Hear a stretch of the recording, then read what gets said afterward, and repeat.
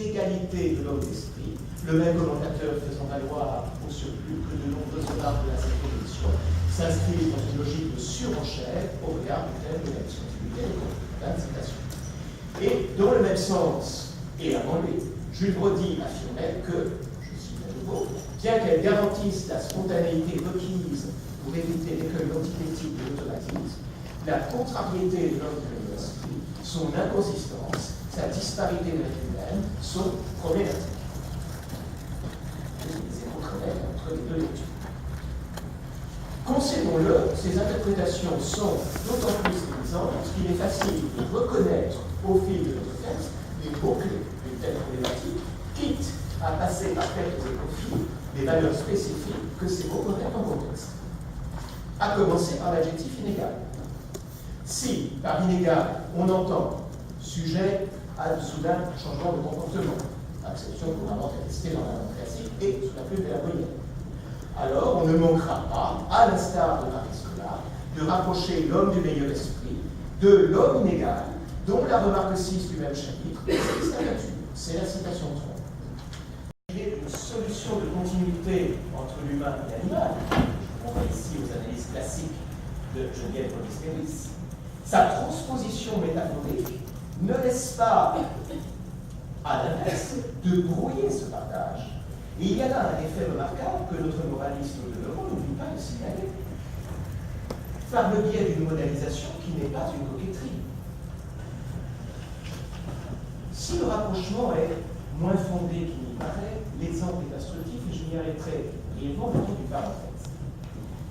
On observe que la première phrase présente l'image du courtisan, il s'agit d'une image symbolique, vous voyez, et que la seconde, en esquisse l'explication, mais une explication partielle, puisque cette image, commente en effet le moraliste, est d'autant plus parfaite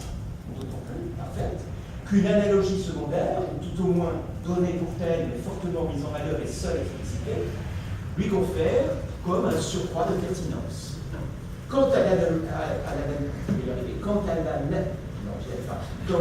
l'analogie principale, qui n'est pas dite, elle se déduit sans peine de l'opposition qui sous-tend dans la première phrase la description de la montre, à savoir celle du visible, le mouvement presque insensible de l'aiguille, et du cachet.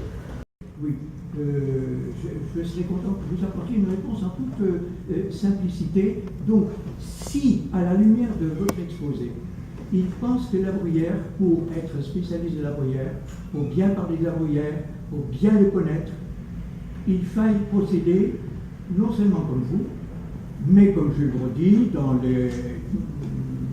à qui vous emboîtez le pas, et au-delà de Brody, de Spitzer, c'est-à-dire de merveilleuses explications stylistiques et très fines, effectivement. Mais vous allez encore plus loin. Vous allez vraiment jusqu'à cet examen fondamental, le réexamen fondamental de la notion de caractère. Alors, si j'étais à la place de la plupart des gens qui se trouvent ici, je serais passablement découragé. Parce que, non, pas par votre exposé, mais je me dirais, mon Dieu, est-ce qu'il faut aller jusque-là? Est-ce qu'il faut être aussi savant? Est-ce qu'il faut être aussi fin? Je ne dis pas subtil, hein, parce que vous ne tombez pas dans la subtilité excessive, l'hyper-subtilité dont il a été question très rapidement. Chez vous, ça reste fin, mais enfin, c'est vraiment pour des spécialistes. Alors, j'aimerais vous poser la question plutôt au nom de ceux qui peut-être ne pensent pas ou n'osent pas la poser. Quel est le véritable plaisir du texte chez La Bruyère? Est-ce qu'il est là dans cette anatomie, ou est-ce qu'il y a un plaisir auquel vous n'avez pas fait allusion du tout, et ça c'est mon seul regret, c'est que vous ne rassuriez pas un peu les gens, les nouveaux venus dans le monde, si vous voulez, dans le monde de critique, disons, en leur disant, bon, j'étudie La Bruyère parce que je pense que c'est une approche intéressante qui peut amener plus loin l'étude de l'anthropologie, de l'anatomie de cette notion, mais enfin, le vrai plaisir de La Bruyère, il est ailleurs. À mon avis, c'est même très très clair. Voilà la raison pour laquelle je n'ai jamais remarqué que ces deux portraits se tenaient. Par exemple, pour moi, ce qui est le plus succulent, c'est tout simplement dans le portrait du sceau, je le retrouve, où il dit si ironiquement et si spirituellement il se repose. Voilà.